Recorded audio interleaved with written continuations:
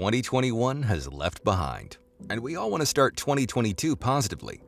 So why not go the other way and try to figure out the best year in human history? This is what we're going to do in the next few minutes. Of course, we hope that by the end of the year, we will be able to add 2022 to this list. Make yourself some cocoa, turn on the lights, comment on expectations for the new year, and don't worry, it won't be scary today. However, we do not promise full absence of sadness. After all, what comes to mind when you try to figure out the best year in human history? Of course, a year without wars.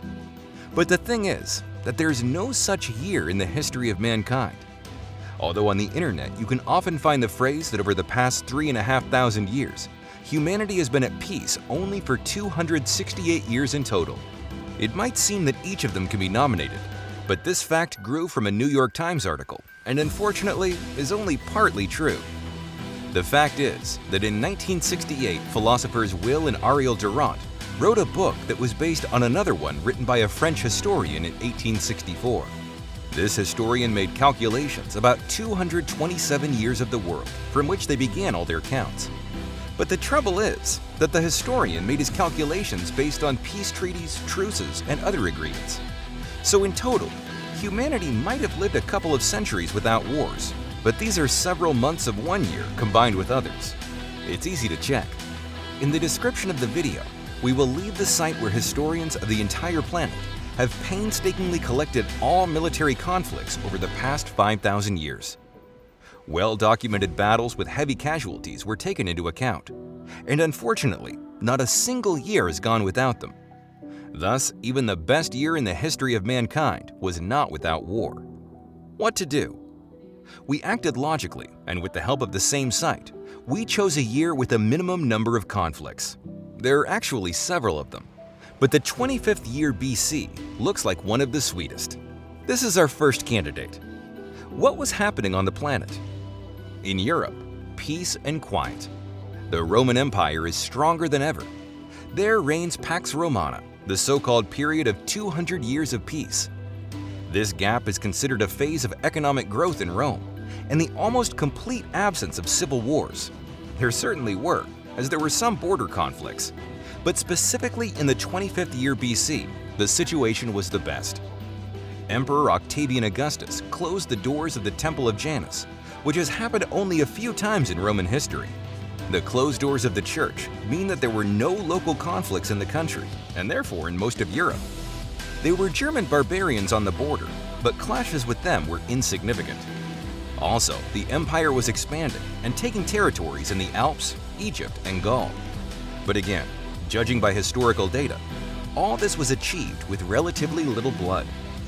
Most of the Selasi were starved to death and simply sold into slavery. This is not good. But on the scale of all human history, these were trifles. Throughout history, the risk of dying in war in 25 BC was minimal, which makes it a good candidate. On the other hand, the economy was flourishing. Emperor Augustus disbanded the compulsorily summoned legions. Most of the soldiers received land, money, and Roman citizenship. August also created funds to pay veterans, the poor, and made a bunch of other good reforms. And also, he formed the monetary system in its modern form. The businesses shouted with joy because August redesigned the tax system and made it simpler. The duties were small, and ordinary civilians, who before that could be taken half of the harvest from, loved the emperor. Later, it would escalate into a financial crisis. But we're choosing the best year, right? Culture deserves even more attention. August remained in history the founder of the golden age of Roman culture. Theater, poetry, and the world of entertainment were vibrant at that time. So the 25th year BC is a good candidate for the title of the best. Moreover, in China, Asia, or America, there were no major conflicts either, and states mostly experienced periods of stability. Another good candidate is 1946. Yes, the world lost millions in World War II.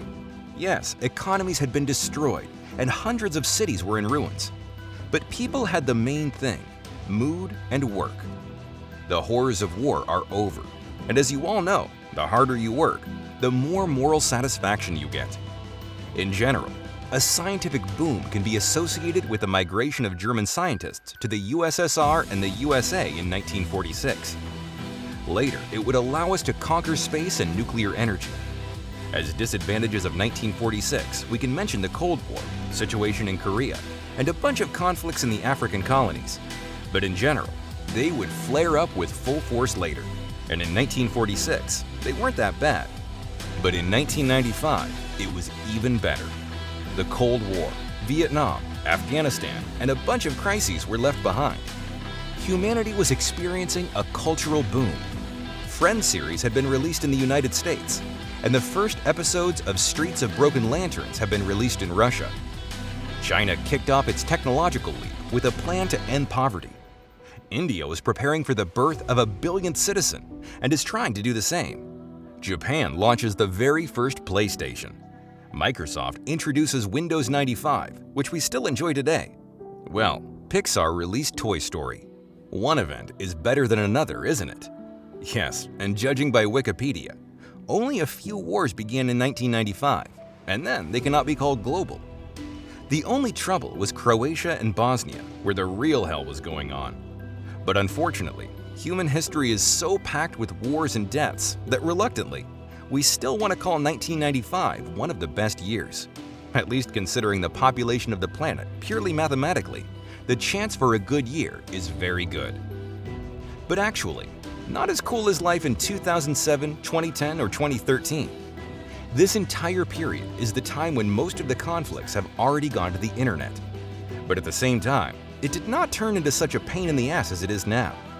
Politicians have not yet killed the island of freedom on the internet, and internet users did not turn into the freak show that we can see now. From an economic point of view, growth is generally everywhere. World GDP is storming new heights. More could be said about cultural growth. Hollywood churns out its masterpieces.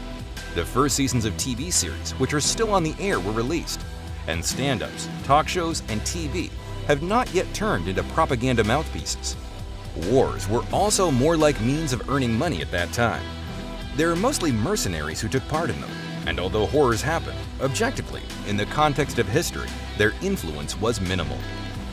And perhaps the funniest thing is that recent years, as we mentioned in our previous video, turned out to be good years rather than bad ones. They were difficult for people, but if you look at the analysis of the maps of wars, crises, and human suffering, they will certainly enter a list of at least 100 best years in history. Yes, they can easily compete with the 25th year BC. At least in our time, there's no risk of becoming a slave out of the blue, or being born in a country that will be driven into slavery. As a maximum, now we have unprecedented knowledge in medicine, science, and entertainment than even 50 years ago. Yes, this has caused new problems that cannot be ignored either. Stress levels, mental and communication problems of a modern person are off the charts. But you must admit, it's better than being afraid of the plague when a feudal lord gathers half of your harvest, isn't it? So we'll be optimistic and call 2013 the best year in history. At least it has everything to become one. And you can suggest your options in the comments. We'll discuss them together. See you next time, friends.